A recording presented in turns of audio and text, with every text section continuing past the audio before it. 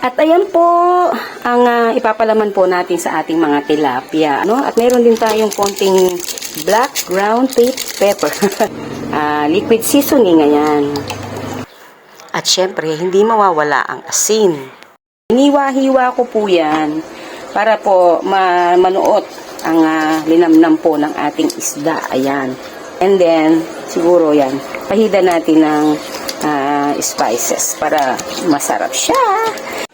Yan, so ayan po, ready na po ang ating isda at nakababad sila sa seasoning. Ayan, habang nakababad sila dyan, na-absorb nila yung masarap po na lasa po ng ating pinanlaman sa kanila. So, hindi lang po yung palaman ang masarap, pati po yung laman ng isda masarap din po. So, ayan, ganyan po ang gawin niyo para mapalinamnam po ninyo ang inyong mga inihaw na isda.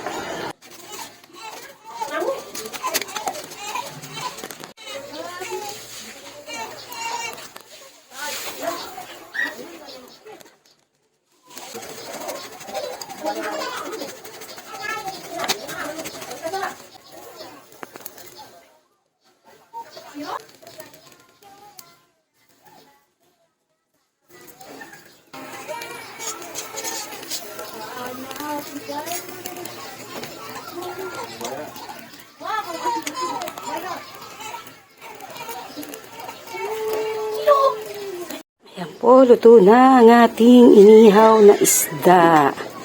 Kain na tayo.